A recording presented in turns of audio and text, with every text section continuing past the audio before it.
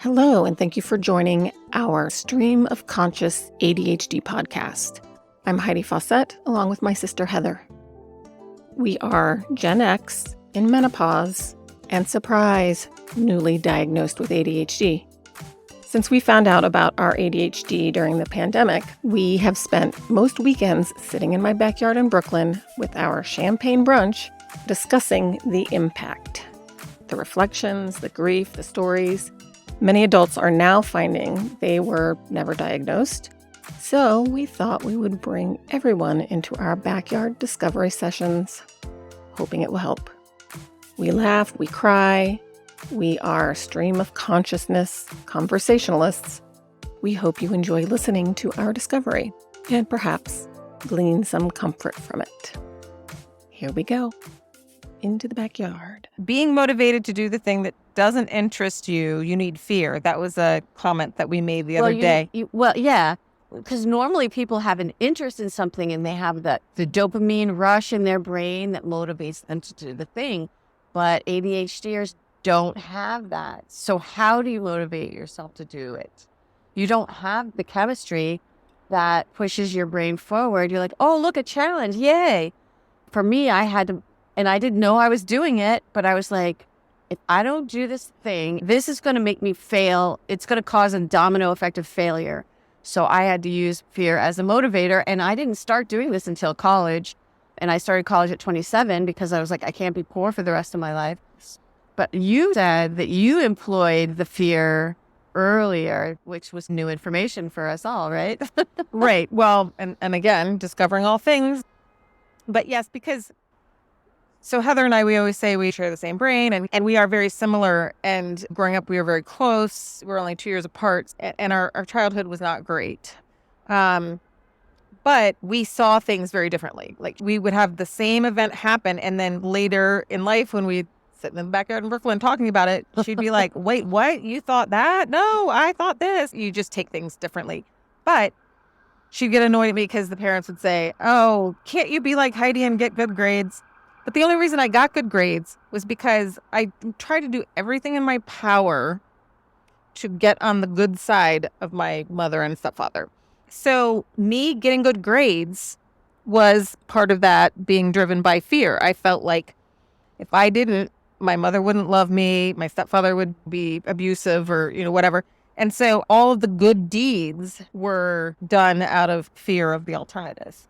So yeah. Fear-based. Yeah. Which you were very people-pleasing, right? Your motivation was people-pleasing. And I was more of I just withdrew. I felt powerfully misunderstood. And I withdrew. I'm like, I just need you to help me. Stop punishing me. I need you to help me. And I didn't even know to ask to help. Right. Because I don't think Gen X kids, their parents were super involved in their academic life. Absolutely not. And so those who needed help didn't really know to ask for it. We just languished in poor grades. Yeah. And I think part of it, though, at least in our situation, and maybe it was all Gen Xer parents, but Mom and Dave always made it feel like we were inconveniencing them by asking for anything. Anything. But that could be, well, you guys let us know. We're all Gen Xer parents like that? Gen Xers are famous for being like feral children, right? Lawn darts. That's all I've got to say. Right. Latchkey kids, except our parents didn't leave the house. Yeah, we wish they would have. Right. So we just left and roamed the woods. But I think that was pretty common. Well, yes, very much. Because I see things all the time on that. But which is wonderful in some regards. Yeah. No, I mean, I really enjoyed that part of our childhood being tomboys and free-range children. Free-range children. It was awesome. Exactly. We don't have that anymore. Go to the store and get me some cigarettes, please. Yeah. And do not buy anything else. Oh my gosh. How did you think you were going to get away with that? I was an idiot. That's why. So we have to, of course, tell you the story now.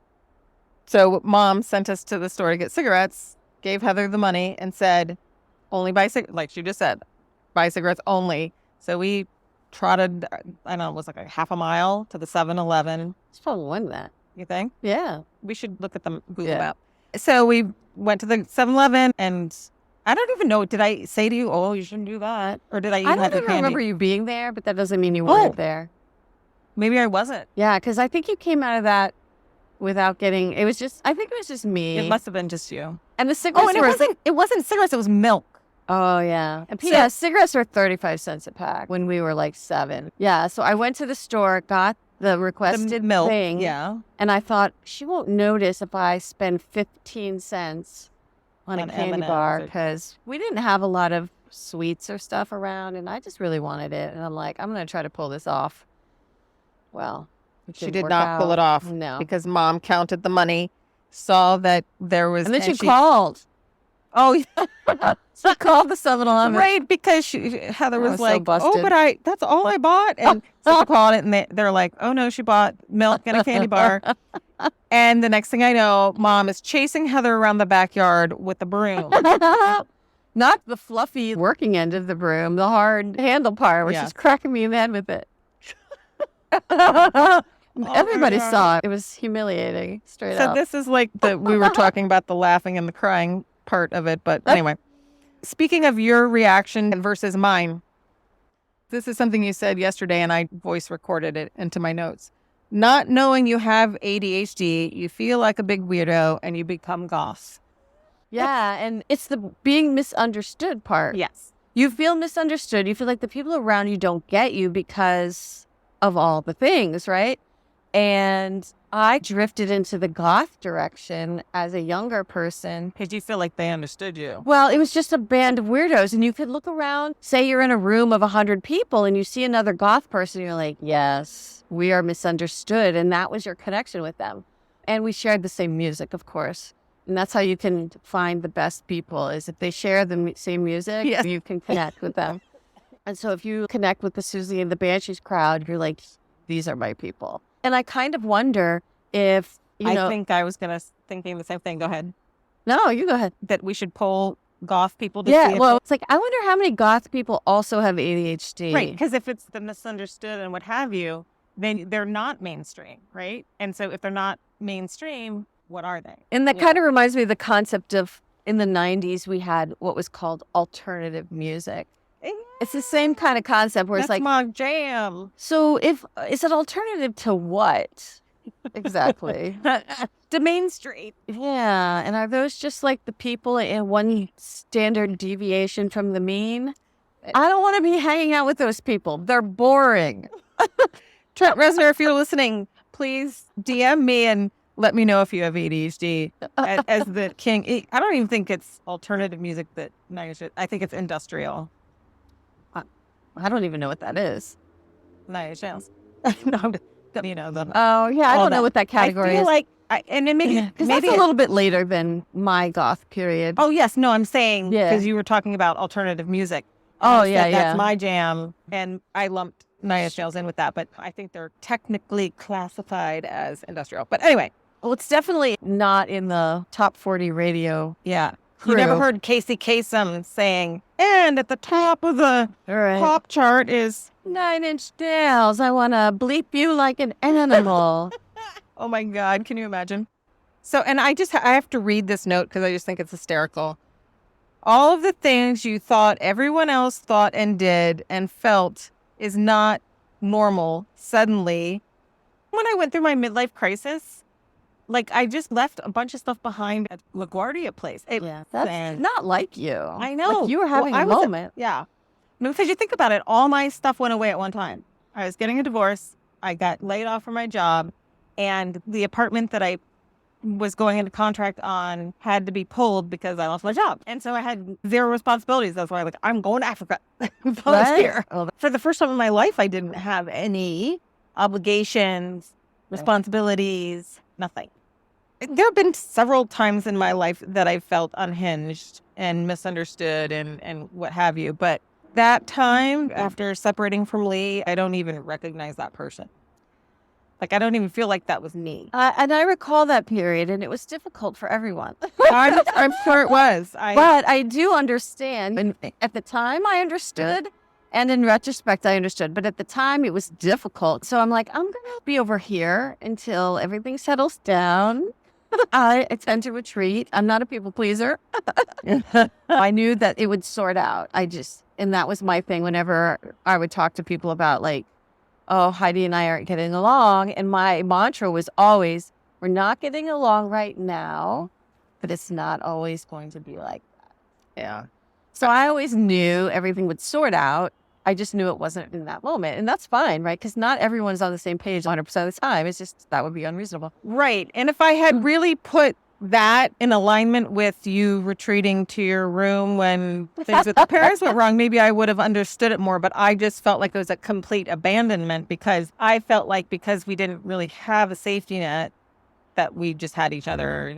Yeah, but I just felt like I was being abandoned. So I was like, fine, okay. Oh, so yours was a defense mechanism.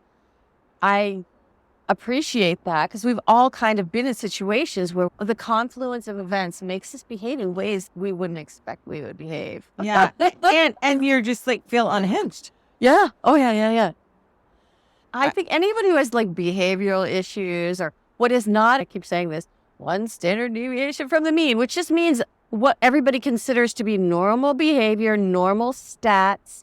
Anybody who falls outside that and is in the tails is somehow a problem and is not educatable or there's some dysfunction with them.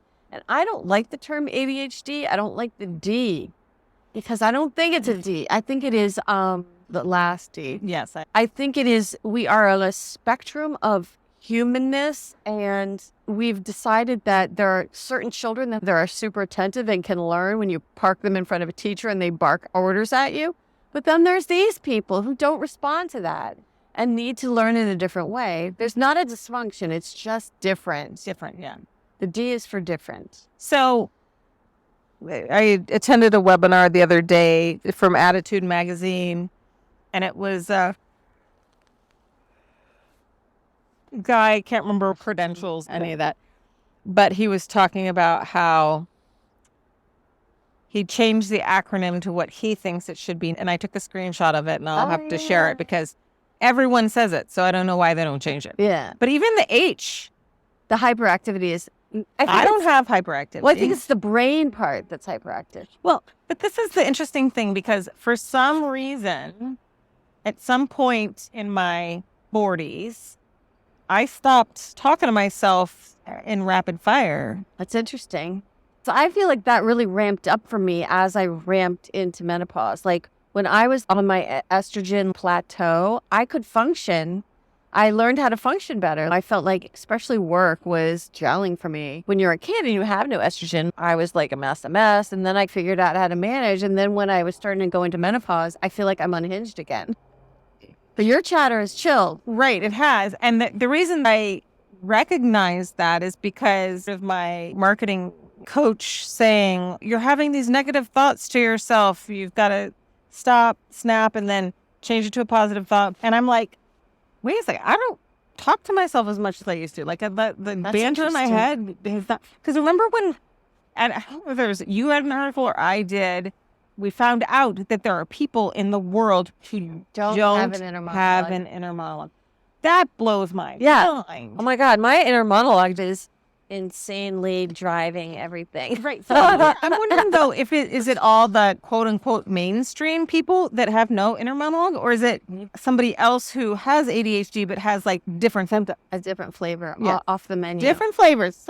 Somebody's going rogue. Right. And it's not rogue. There's a menu of things and we don't all pick the same things, but we're in the same group. We're eating from the same restaurant, but we're choosing differently on the menu. Exactly. We're not choosing the menu, but we are being served a different meal. If we were having choices, we would all stand up and go, I don't want anything. Right. Peace out. Yeah.